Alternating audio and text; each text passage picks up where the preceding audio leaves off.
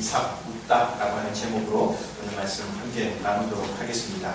우리가 읽은 이 창세기 21장 1절부터 7절까지 있는 이 말씀은 마침내 아브라함 부부에게 이삭이 태어나는 그런 장면입니다. 이삭은 아브라함 부부에게 있어서 아주 특별한 의미가 있는 자식이었습니다. 왜냐하면 이 아브라함 부부가 신앙의 인생을 출발하는 출발점이 자식이 없는 것 때문에 신앙의 여정을 출발했었고, 그리고 아브라함과 사라의 인생 여정에 하나님과 함께가는 이 신앙 여정의 가장 중심에 있었던 문제가 이 아들 문제였습니다. 각 사람들마다 하나님과의 관계 속에서 평생 동안 씨름하는 문제가 있는 것 같습니다. 어떤 사람은 물질 때문에 하나님하고 평생 씨름하는 사람이 있고요. 어떤 사람은 내면의 어떤 상처와 내면의 그런 아픔 때문에 하나님과 평생 씨름하는 그런 사람도 있습니다. 어떤 사람은 자식 때문에 평생 씨름하는 사람도 있고, 어떤 사람은 부모님 때문에 평생 씨름하는 사람도 있습니다. 아마 각자의 삶에 따라서 하나님과의 관계 속에서 그 사람이 갖고 있는 고유한 문제들이 평생 동안 이어지는 어떤 문제들이 있는 겁니다. 바로 아브라함 부부에게는 아들 문제가 그 문제였었다는 의미입니다. 그런 점에서 이삭이 태어나는 것은 아브라함 부부에게 굉장히 의미 있는 사건이었고, 뿐만 아니라 하나님께서 아브라함을 부르시면서 내가 너 큰 민족을 이루게 하겠다라고 약속하셨는데, 그 약속이 마침내 가시화되는 첫 번째 사건인 겁니다. 여러분, 만약에 아브라함과 사라에게 자식이 없는데 어떻게 큰 민족을 이룰 수 있겠습니까? 하나님의 그 약속이 이루어지려면 그 약속이 이루어질 수 있는 자식 한 명이 필요한데, 마침내 25년 만에, 약속의 땅에 들어온 25년 만에 그 약속이 마침내 이루어진 사건인 겁니다. 그런 의미에서 보면 이삭의 탄생 이 사건은 아브라함과 사라의 인생에서 너무나 중요하고 의미 있는 그런 사건이 되는 겁니다. 그래서 아브라함과 사라도 너무 기뻤습니다. 얼마나 기뻤든지 아예 그 아들의 이름을 웃다, 웃음이라고 하는 이름을 넣어서 이 녀석 태어나니까 정말 좋다, 기쁘다, 이런 의미를 담아서 이삭이라고 그렇게 이름을 붙였습니다. 물론 이 이름에는 그 전에 한두 번의 사연들이 있었습니다. 왜냐하면 하나님께서 아브라함과 사라에게 내가 아들을 낳게 할 거야, 아들 줄 거야, 이렇게 얘기할 때에 이 두 사람이 반신반의하며 긴가민가하며 아이고 이렇게 늙었는데, 이렇게 노년에 늦둥이도 아니고 정말 할아버지 할머니고, 우리 나이로 쳐도 거의 100세 99세 그렇게 됐으니 이 나이에 자식을 낳는다는 이게 꿈처럼 여겨진 겁니다. 그래서 반신반의하며 하나님께서 그렇게 약속하실 때에 17장에서 아브라함이 한 번, 그리고 18장에서 사라가 한 번 하나님 앞에 피식 웃습니다. 그래서 그 모습을 보면 하나님께서 너 지금 웃어? 아들 이름 웃다라는 이름이 될 거야. 그렇게 이제 약속하신 적이 있었는데, 불가능하다고 생각했었던 그 일, 그런 일이 어떻게 일어날 거야? 이렇게 생각했었던 그 일이 마침내 이루어지고 나니까 이게 아브라함과 사라에게도 너무 기쁜 일이어서 아예 그 아들의 이름을 웃다라고 그렇게 이름을 붙인 겁니다. 이 사건은 그런 점에서 이삭의 탄생하는 이 사건은 인생사를 풀어가시는 하나님의 원리를 좀 엿볼 수 있는 것 같습니다. 간단한 말씀이기는 하지만 하나님께서 우리의 인생의 여러 가지 역경과 문제들을 어떻게 풀어가시는가, 세 가지 정도 초점을 맞추어서 살펴보려고 합니다. 우리 인생사를 풀어가시는 하나님의 첫 번째 원리는 하나님께서 우리에게 웃는 날을 주신다라고 하는 겁니다.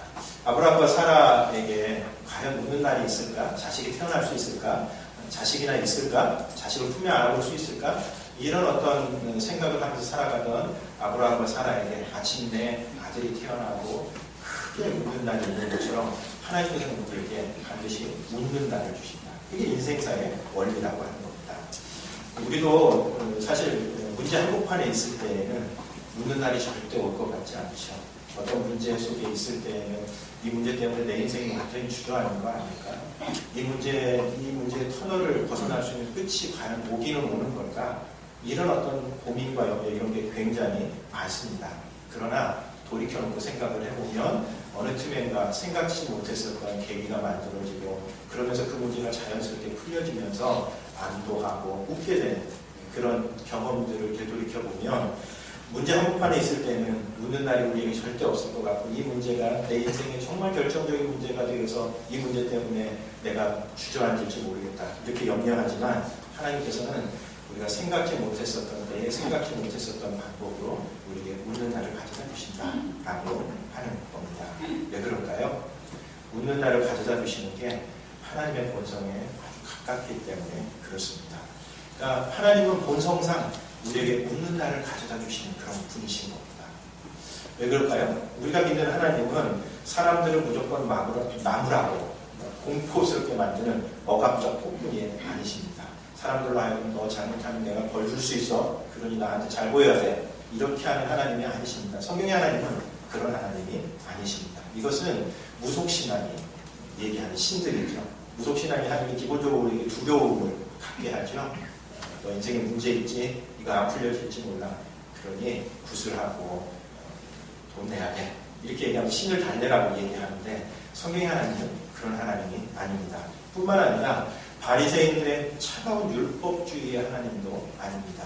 그러니까 잘 살면 복을 주겠지만 잘 못 살면 하나님이 벌하시니까 잘 살아야 돼. 하나님의 율법대로 그렇게 잘 지키며 살아야 돼. 이것도 하나님의 모든 모습이 아닌 겁니다. 물론 하나님의 백성으로서 하나님께서 말씀하신 말씀을 따라서 사는 건 당연히 뒤따라야 되는 책임이죠. 마치 우리가 부모 자식과의 관계 속에서 부모님의 말씀을 잘 들어야 하는 것과 마찬가지로 하나님께서 정해놓으신 삶의 원리들을 우리가 잘 따라야 합니다. 그러나 성경이 이야기하는 하나님은 율법주의적인 하나님도 아닙니다.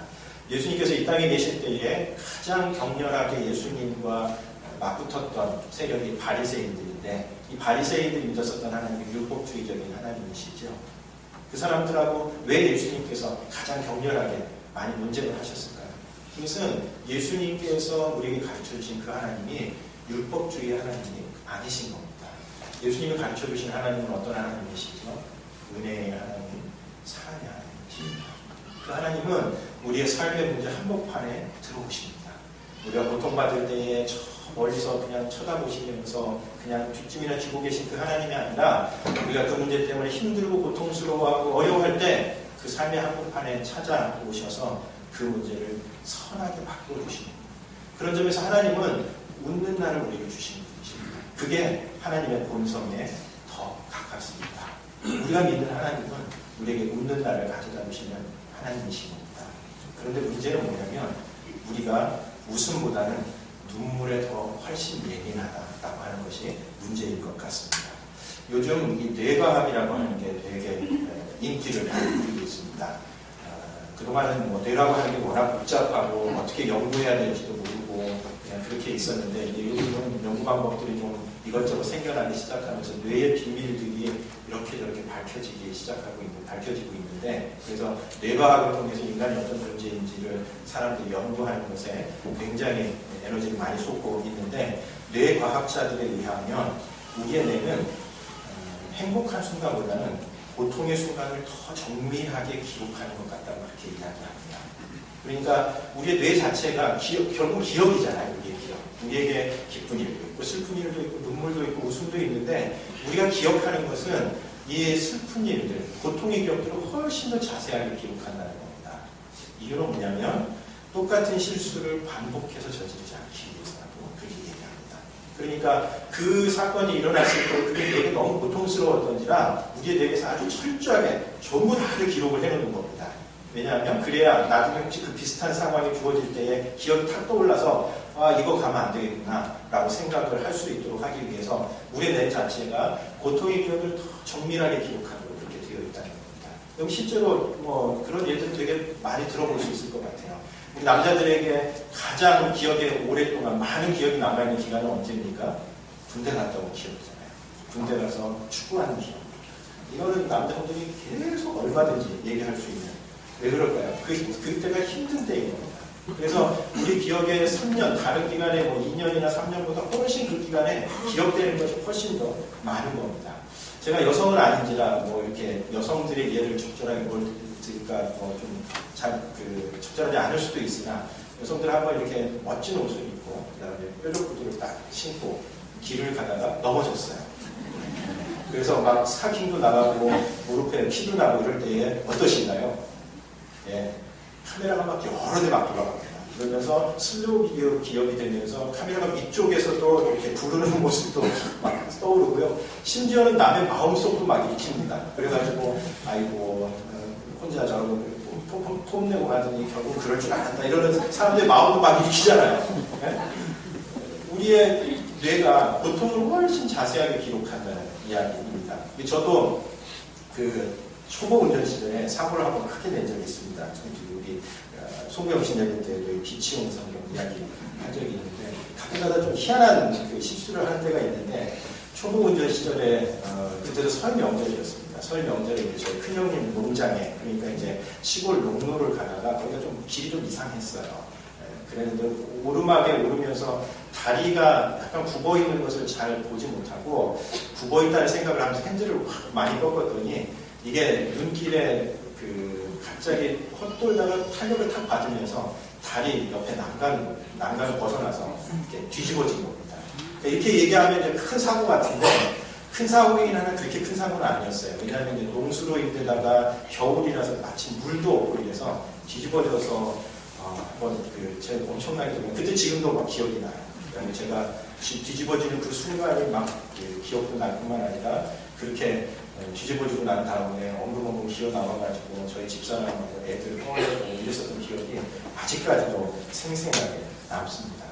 아마 즐거웠었던 기억은 그냥 아주 짧게 그냥 대충 기억나는 것 같아요. SD급이나 HD급 정도로 기억을 하는 것 같은데 고통스러운 그 기억은 UHD급. 그래가지고 엄청나게 사람 세미나 이렇게 카메라가 여러 군데 이게 우리의 뇌가 기억하는 방식이라는 겁니다. 그러다 보니 우리의 삶에 웃음도 있고 슬픔도 있고 이게 되풀이해서 반복되는데 우리에게는 무엇만 기억이 남겠습니까? 내 인생에 왜 이렇게 슬픈 기억만 많이 나옵니까? 이렇게 기록이 된다는 이야기입니다. 하나님은 우리의 삶에 웃는 날을 가져다 주시는 분이십니다. 그게 하나님의 본성에 가깝습니다. 여러분 혹시 지금 여러분의 삶 속에 있는 어떤 문제와 어려움 때문에 힘들어하십니까? 이 문제에서 내가 벗어날 수 있을까? 이 터널의 끝이 있을까? 이 문제 때문에 내 삶이 주저하는 건 아닐까? 이렇게 염려하고 걱정하시는 분들이 있다면 그렇지 않다는 하나님의 말씀 가운데 위로를 얻으시는 여러분들 되셨으면 좋겠습니다. 하나님께서 그 문제 한복판에 반드시 오셔서 우리가 뜻하지 못했을 때에 뜻하지 않은 방법으로 그 문제를 해결해 주실 줄 믿습니다. 두 번째, 인생사를 풀어가시는 하나님의 원리는 그런데 그 일이 우리의 기대와 우리의 예상대로는 이루어지지 않는다라고 하는 겁니다. 이게 사실 참 어려운 지점입니다.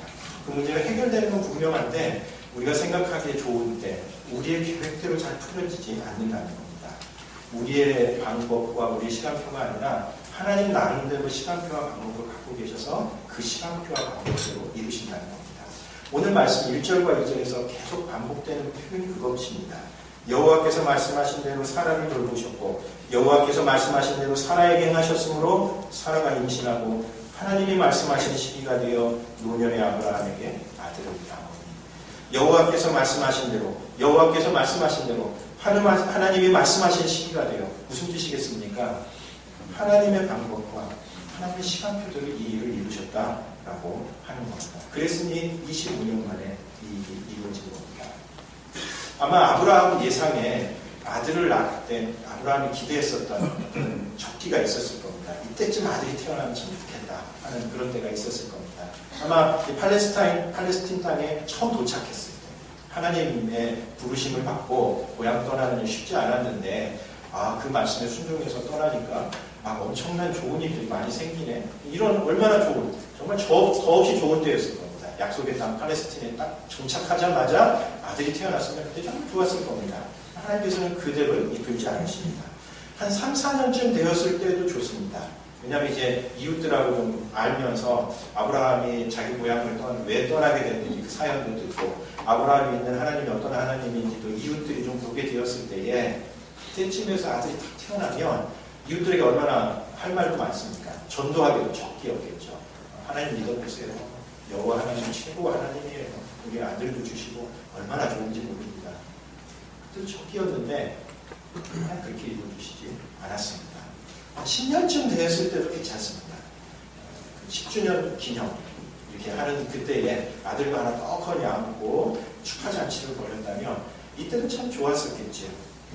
심지어는 이제 지친 아브라함이 여종 하가를 통해서 아들을 낳으려고까지 하지 않습니다. 약속을 했는데 도대체 그 약속이 이루어질 기미를 보이지 않으니까 그러면 내 씨라도 다른 방법으로라도 씨를 얻어 이지르면서 여종 하가를 통해서 아들을 낳으려고 할 만큼 하나님께서는 아브라함의 예상, 아브라함의 기대와 생각들을 완전히 벗어나서 하나님의 시간표대로, 하나님의 방법대로, 하나님의 시기에 그 일을 이루신 겁니다. 그런데 그게 사실은 하나님의 인도 방식입니다. 하나님께서 어떤 일을 이루어 가실 때에 우리의 기대와 우리의 예상대로 이루어 주시는 때도 있습니다. 그럼 참 좋지요. 그러나 대부분은 그렇지 않습니다. 저도 생각을 해보면 예수님 처음 믿었을 때에는 제 예상과 기대를 그대로 따라와 주시더라고요. 이때쯤 이런 일이 있으면 좋겠다 싶은 그때에 어쩌면 그거 생각지도 않았었던 때에 훨씬 앞서서 그 일들이 막 이루어지는 것을 보면서 와, 하나님 너무 좋다 이렇게 생각하게 만드시더니 시간이 좀 지나니까 그게 좀 뜸해지고 요즘은 제 마음대로 잘 안 해주세요. 그래서 본인의 시간표와 본인의 계획대로 그냥 해가실 뿐이고 제 힘듭니다. 그래가지고 사실은 우리 뜻과 우리 계획대로 해주시면 참 좋겠는데 본인의 의지를 갖고 계신 것 같아요. 그래가지고 참 뜻대로 안 움직여주는 겁니다. 근데 하나님의 인도 방식이 대부분 인도 방식이 그렇습니다. 마태복음 7장 9절부터 11절까지를 보면 기도와 관련된 교과서와 같은 부분이 있습니다. 너희 중에 누가 아들이 떡을 달라 하는데 돌을 주며 생선을 달라 하는데 뱀을 줄 사람이 있겠느냐. 너희가 악한 자라도 좋은 것으로 자식에게 줄 줄 알거든 하물며 하늘에 계신 너희 아버지께서 구하는 자에게 좋은 것으로 주시지 않겠느냐라고 하는 약속의 말씀입니다. 이 땅에 있는 지상의 아버지들도 자식에게는 좋은 것을 주고 싶어 한다는 이야기입니다. 그렇죠? 부모의 마음, 자식에게만큼은 뭔가 자기는 못 누리더라도 자기는 좀 힘든 삶을 살더라도 자식에게만큼은 정말 좋은 것, 최고의 것을 해주고 싶은 마음이 부모들에게 다 있다는 얘기입니다. 몇 해 전인가 미국에서 연쇄살인마로 아주 악명을 높이던 사람이 종신형을 받고 감옥에 갇힌 적이 있습니다. 아주 화제가 됐었죠. 아주 잔혹하게 사람들을 살해했었던 사람인데 이 사람이 어느 날인가 자서전을 쓰겠다고 그게 또 한 번 외신에 아주 화제가 된 적이 있습니다. 그래서 이제 뭐 그 사람의 인생 자체가 화제인지라 자서전을 쓰겠다고 해서 가서 사람들이 인터뷰를 했습니다. 그래서 그 인터뷰 내용 가운데 여러 가지가 있는데 왜 자서전을 쓰려고 하느냐. 당신의 삶이 별로 그렇게 모범적이지도 않고 회개하고 되돌이키려고 하는 것이냐. 이렇게 물어봤더니 이 사람이 대답이 아들에게 자기 자서전 팔아서 남는 돈을 주고 참 읽으면서 되게 묘했어요. 이게 악인이에요. 다른 사람들을 악하게 살인한, 잔인하게 살인한 악한 사람인데도 불구하고 자기 자식에 대한 마음은 그렇지가 않은 겁니다. 그래서 너희 육신의 아버지일지라도 좋은 것을 자식에게 주고 싶어 하는데 하물며 두말하고 잔소리다. 하물며 하나님께서 자식들에게, 우리들에게, 하나님의 자녀인 우리들에게 좋은 것을 주지 않겠느냐 라고 하는 약속의 말씀입니다. 그런데 문제는 이 좋은 것이 우리 생각대 좋은 것이 아니라 하나님이 생각할 때 좋은 대로 이게 문제입니다. 우리 생각대로 그 일이 풀려질 수 있는 우리 나름대로의 좋은 계획도 있습니다. 좋은 시기도 있습니다. 하나님께서 그렇게 풀어주시지 않는 겁니다. 그래서 우리 인생사를 풀어갈, 하나님 앞에 의지하며 풀어갈 때에 우리가 생각하는 우리의 방법과 계획을 내려놓아야 합니다. 왜냐하면 내 생각에 좋은 대로 풀려지는 것이 진짜 내게 좋은 것일까 하는 데 대해서 저는 자신이 안 들었습니다. 되돌이를 놓고 보면 숱한 기대와 방법들이 있었죠. 그 기대대로, 내가 생각하는 좋은 대로 하나님이 인도해 주셨으면 그게 내게 행복했을까?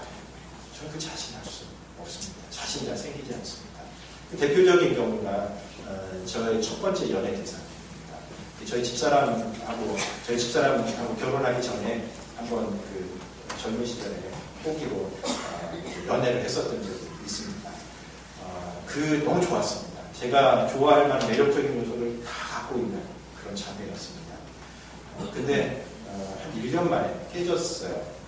만약에 그 자매하고 제가 결혼 생활을 했다, 심각한 문제에 많이 부딪혔을 거라고 생각을 합니다. 저희 집사람을 나중에 만나고 난 다음에 제가 깨달은 게 뭐였냐면 내가 좋아하는 사람과 나하고 어울리는 사람이 다를 수 있겠구나. 내가 되게 매력적으로 느껴지는 그 사람, 보기만 해도 참 좋다 라고 하는 그 사람, 이성과 나하고 어울리는 사람이 다를 수 있겠구나라고 하는 것을 처음으로 제가 그때 느꼈습니다. 그런 점에서 내가 좋은 대로 하나님께서 인도해 주시면 그게 우리 인생이 좋을까? 자신할 수 없다고 생각합니다. 우리 자녀들과의 관계에서 마찬가지라고 봅니다. 부모들이 생각하는 좋은 것이 우리 자녀들에게 정말 좋은 걸까? 자신할 수 있으세요? 자신할 수 없습니다. 그거 그냥 우리가 이루지 못한 욕심에 대리만족을 주는 겁니다. 우리 자녀의 삶을 망가뜨릴 수도 있습니다. 실제로 많은 젊은이들이 부모님들과의 관계에서 갖고 있는 상처가 그겁니다.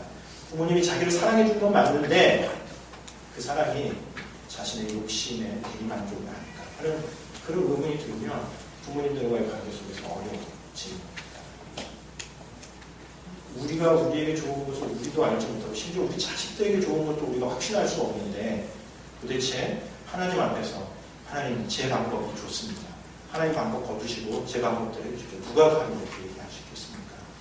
그래서 하나님께서는 우리가 좋은 방법과 우리가 좋은 계획대로가 아니라 하나님 보시기에 좋은 방법과 하나님의 보시기에 좋은 계획대로 그렇게 그 이루어 가시는 겁니다.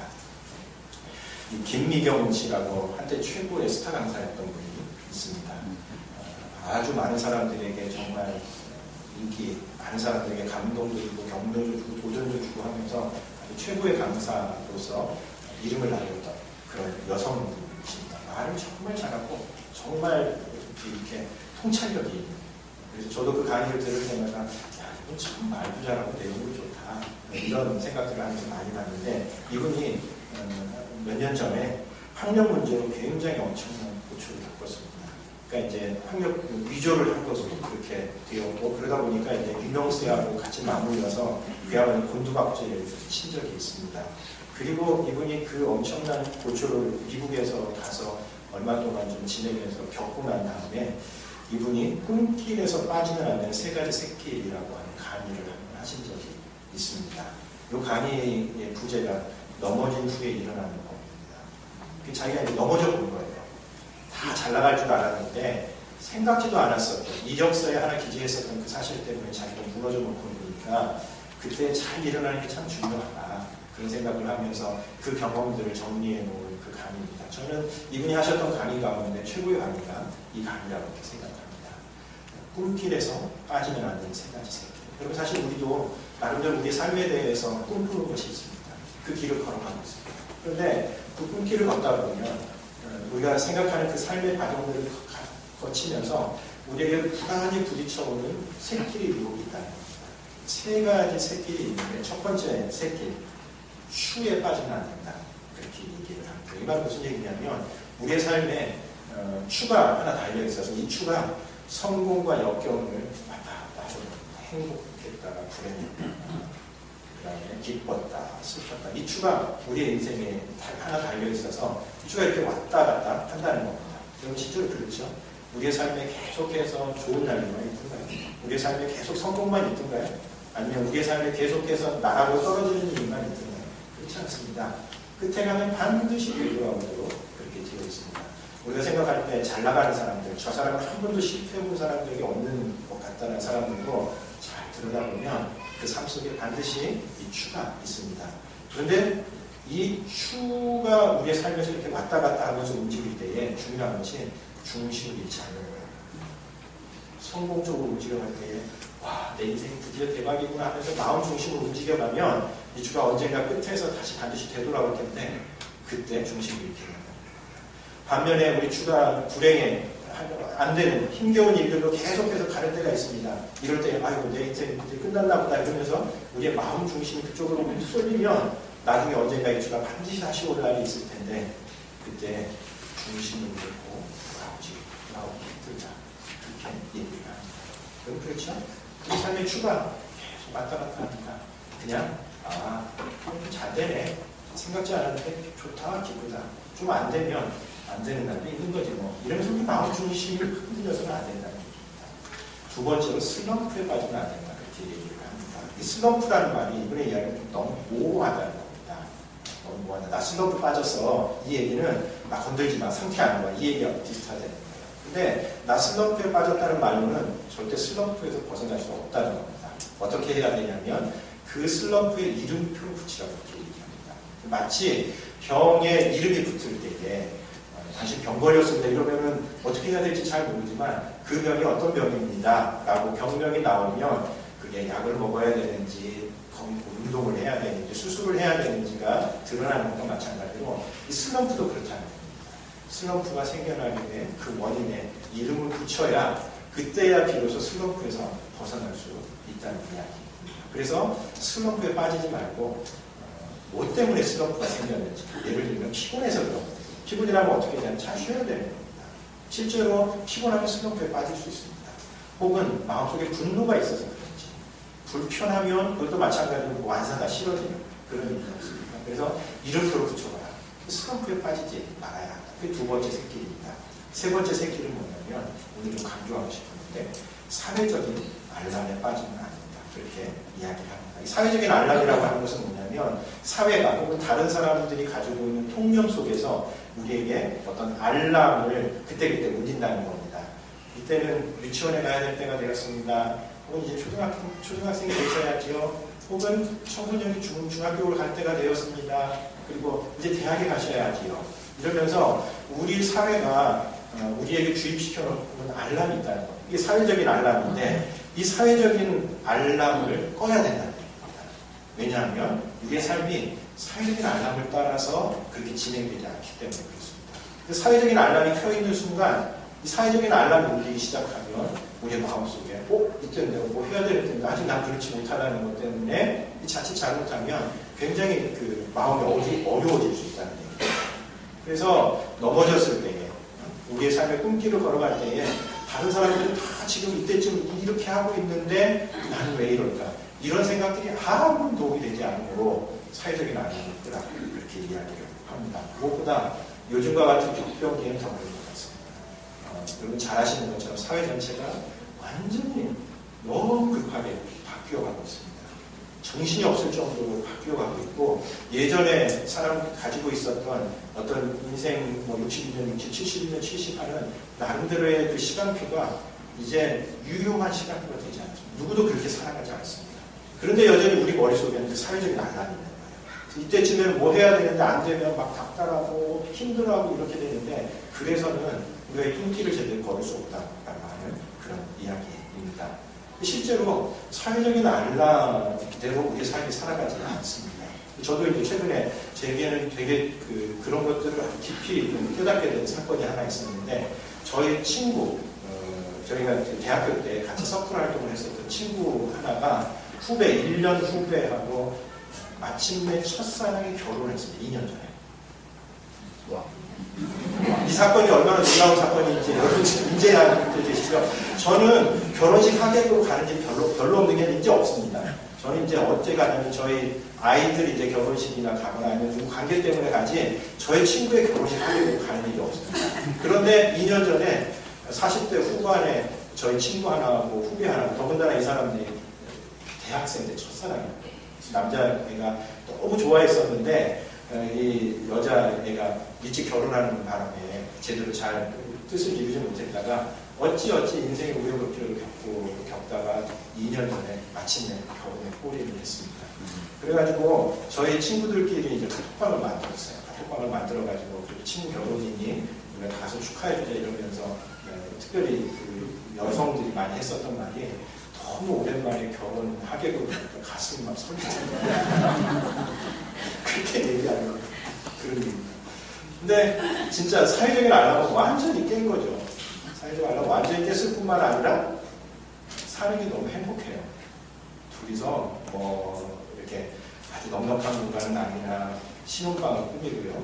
하셨던 거 그런 거. 신혼방을 꾸며가지고 달달한 냄새 풍기려고 하는데 아이고 니네들 몇 년 지나면 똑같지 뭐 이런 생각도 드나 어쨌든 행복하게 보내죠. 사회적인 알람을 어긴다고 해서 불행한 게 절대 아니죠. 저는 그 사건이 되게 큰 계기가 됐습니다. 우리 가지고 있는 사회적인 알람을 완전히 무시했는데도 불구하고 행복하게 살아가는 삶을 보면서 사회적 알람 꺼야 되는구나 이런 생각들을 하게 된 겁니다. 무엇보다 하나님께서 사회적인 아담을 땅에 지정했습니다. 하나님의 시간표도 문제입니다. 하나님이요, 시간이 너무 많으세요. 영원하시잖아요. 시간이 너무 많으셔가지고 그 시간을 주체를 못하십니다. 그래가지고 우리 뜻대로 하나님 시간 없어요. 하나님 저 좀 봐주세요. 이게 안 달라도 지는 겁니다. 하나님과 이렇게 상대할 때에 시간 가지고 우리를 시험해 보시는 분이신지라 시간이 너무 많으셔서 걱정이신 분이시기 때문에 그 시간에 막 끌려다니면서 사회적 알람이 없다가는 하나님의 인도에 우리가 제대로 반응할 수가 없는 겁니다. 그런 점에서 우리가 세운 시간표들, 우리 계획대로 이루어지지 않는다고 해서 너무 상심하지 않으셨으면 좋겠습니다. 세 번째, 하나님께서 우리의 인생사를 풀어가시는 세 번째 원리는 결과보다 과정이 더 중요하다라고 하는 겁니다. 사실 이 본문에 제 시선이 딱 꽂혔던 이유가 거기 있습니다. 이삭이 탄생하는 이 놀라운 사건. 아브라함과 사라의 인생에 있어서 정말 첫 출발부터 마지막 순간까지 아브라함과 사라에서 인생의 가장 중요한 초점인 이 아들 태어난 이 사건인데 이 사건이 너무 짧아요. 아브라함의 다른 사건들이 되게 깁니다. 한 장 전체가 그 사건을 다루는 경우도 있고 그 다음뿐만 아니라 굉장히 밋밋하게 본문을 기록하고 있습니다. 그냥 이삭을 아들을 낳았고 그 아들의 이름을 이삭이라고 지었다. 이렇게밖에 안 되고 있습니다. 이상했습니다. 너무 이상했습니다. 아브라함과 사라의 인생에서 아들이 탄생하는 그 일이 얼마나 중요한지를 누구나 다 알고 있는 그 상황 속에서 이삭이 탄생한 그 사건 자체는 겨우 7절밖에 기록하지 않았을 뿐만 아니라 그 사건도 너무 밋밋하게 기록하게 됩니다. 우리 생각에는 막 빵빠레도 울려야 될 것 같고요. 굵고 축제도 일어나고 인터뷰도 좀 해야 될 것 같습니다. 이웃들을 보면서 25년 동안 지켜보시면서 무슨 느낌을 가지셨습니까? 힘들었는데 얼마나 잘 은혜했는지 너무 박수를 보내고 싶습니다. 아브라함도 길게 감사 기도도 드리고 그래야 될 것 같은데 아무것도 나오지 않습니다. 왜 그럴까요? 아들이 태어났다는 그 사실보다 하나님이 보시기 그리고 아브라함이 보기에 그 25년 동안 하나님 앞에서 때로는 좌절도 하고 때로는 실망도 했었던 그 삶의 과정이 하나님 앞에 더 소중했기 때문이다 라고 하는 그런 생각입니다. 여러분 실제로 그렇습니다. 우리의 삶도 우리가 무언가를 강하게 열망하고 그 일이 이루어지기를 기대하지만 실제로 그 일이 이루어지면 그 기쁨은 그냥 별로인 것을 알게 되죠. 자녀들이 대학에 입학했으면 좋겠다 이렇게 생각하지만 자녀가 정말 입학하면 하루 이틀 기쁘다가 또 다른 문제들이 생겨나게 됩니다. 실제로 아브라함도 그렇지 않습니까? 이 이삭이 태어난 이 사건은 아브라함의 가정에 분쟁의 소지가 됩니다. 무슨 소지가 될까요? 이스마엘이 이미 아들이 있습니다. 아브라함이 자기 계산대로 낳았었던 그 아들이 이미 장성에서 있었던지라 그 다음 사건은 이스마엘과의 갈등을 기록하고 있는 겁니다. 우리가 원하는 것을 얻는다고 해서 그것이 영원히 지속되지 않고 그것은 또 다른 문제로 또 안게 됩니다. 그게 인생사입니다. 그런 점에서 우리의 삶에서 어떤 결과, 물론 그 결과도 중요하죠. 그러나 그 결과보다 훨씬 더 중요한 것은 하나님이 보시기에 그 결과를 이루어가는 과정이에요. 그래서 창세기 21장에서 아브라함이 자식을 낳는 사건이 너무 짧고 밋밋하게 기록되어 있습니다. 그런 점에서 우리들도 하나님과의 관계 속에서 풀어갈 때 하나님께서 내가 원하시는 것을 이루어주느냐 이루어주지 않느냐 여기에 초점을 맞추셔서는 안 됩니다. 그 과정, 그것이 훨씬 더 중요합니다. 왜 우리가 과정에 초점을 맞춰야 될까요? 이것은 결과에 연연한다고 해서 결과가 나아지는 것이 아니기 때문에 그렇습니다. 우리 그런 경우도 되게 많이 보죠. 직장인들 회사에서 한 해 목표 제시합니다. 구호입니다. 우리 이런 거 해보자. 그거 막 강조하고 그런다고 해서 결과가 나아지나요? 별로 안 나아집니다. 왜냐하면 그 결과를 이루기 위해서는 수많은 안에서의 과정들이 다 해결되어야 그게 이루어지는데 결과에만 집중한다고 해서 절대 그거 나아지지 않습니다. 하나님과의 관계에서도 마찬가지입니다. 하나님과의 관계에서 결과에 집중한다고 하나님이 내 뜻대로 이루어주시느냐? 이루어주실 때도 있고 이루어주시면 좋지만 하나님은 시간이 많으세요. 그래서 우리 뜻대로 잘 안 움직이세요. 그런데 결과에 초점을 맞추면 하나님과의 관계가 괜히 불편해지는 겁니다. 이 양반이 내 뜻대로 잘 안 해주네요.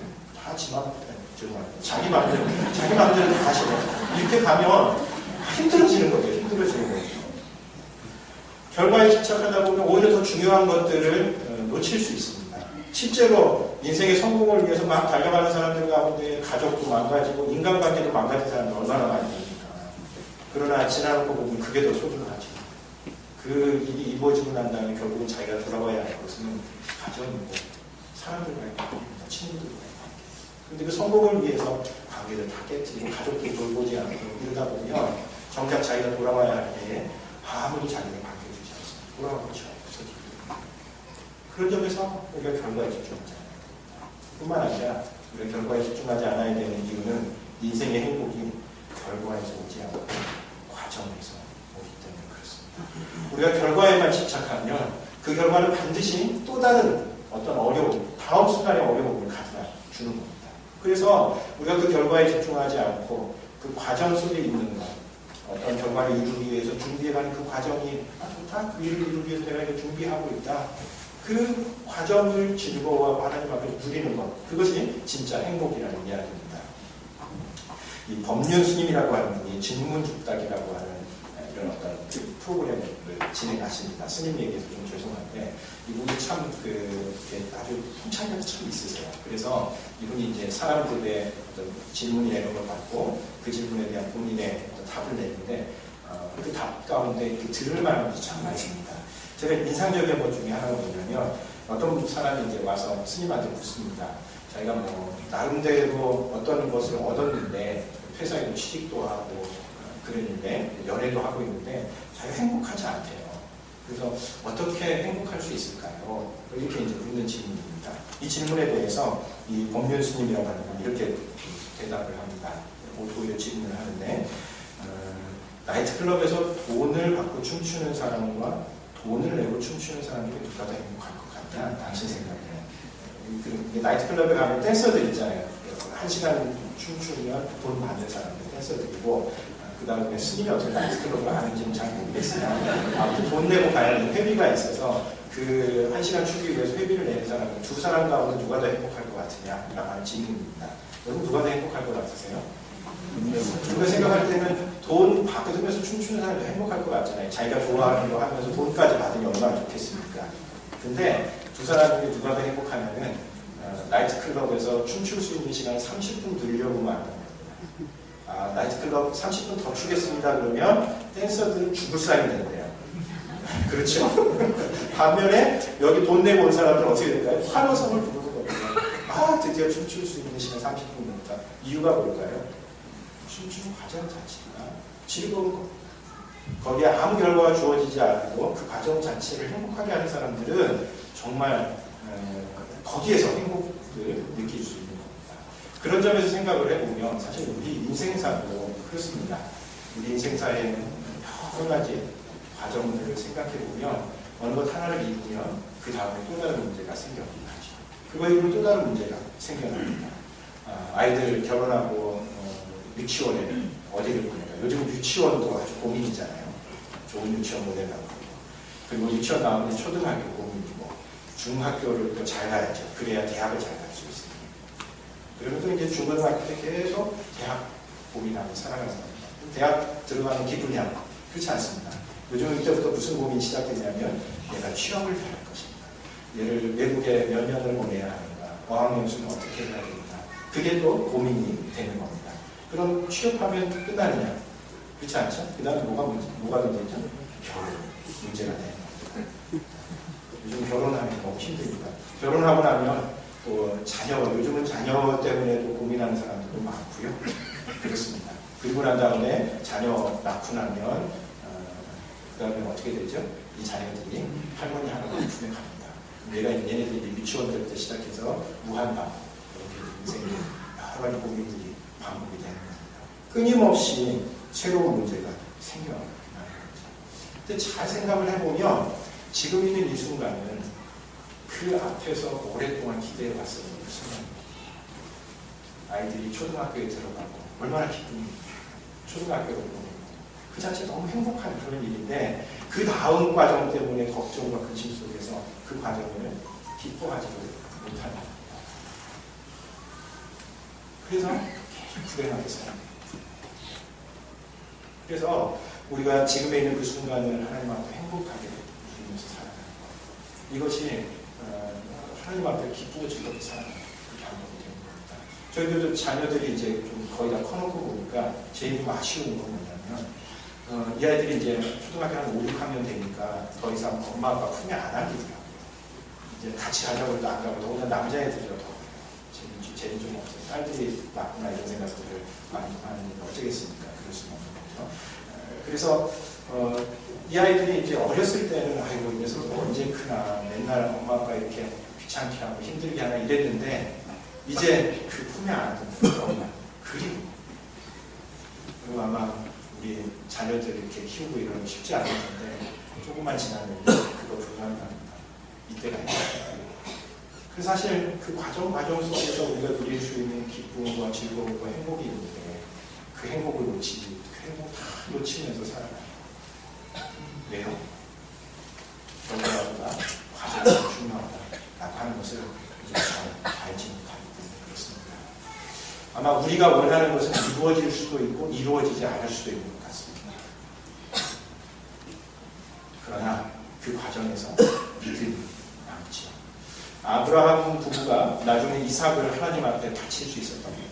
이렇게 소중한 아들인데도 바칠 수 있었던 것도 25년 동안 하나님과의 관계에서 쌓아왔었던 믿음의 관계 때문에 그랬었던 겁니다. 지난주에 얘기했듯이 우리 하나님 앞에 설 때는 우리 인생의 이야기를 들고 우리 하나님 앞에 설 겁니다. 그 이야기를 보면서 하나님께서 이야기해 주시는 거죠. 인생 힘든 일도 많았는데 참 한순간 한순간 행복하게 여기면서 그게 다 하나님께서 주신 선물이라고 생각하면서 기쁘고 즐겁게 감사하는 상황하는 네 이야기 참 많은데 네 이야기 좋다 이렇게 평가해 주시는 겁니다. 결과가 이루어지느냐 이루어지지 않느냐보다 하나님과의 관계 속에서 맺어가는 그 믿음의 과정 한 걸음 한 걸음이 더 소중하다 하는 이야기입니다. 여러분 하나님은 우리의 삶에 웃음을 선사하는 분이시다 잊지 마셨으면 좋겠습니다. 무엇보다 결과보다 과정이 더 중요하다는 걸 기억하시면서 우리 삶에 숱한 문제가 많이 있지만 당장에 예배를 마치고 돌아가는 그 순간 여러 가지 고민과 어려움들이 벌써부터 밀려오겠지만 한 주간 그 한 주간의 삶이 하나님 앞에서 행복하고 기쁜 삶이라는 것 기억하시면서 하나님 신뢰하며 기쁘게 살아가시는 교우님들 되시길 바랍니다. 기도하겠습니다.